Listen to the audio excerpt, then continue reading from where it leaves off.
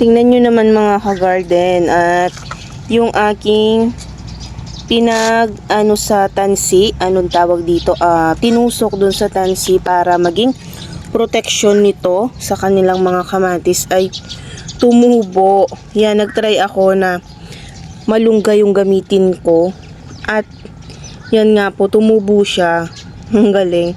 Hindi ko expect na tutubo siyang ganyan.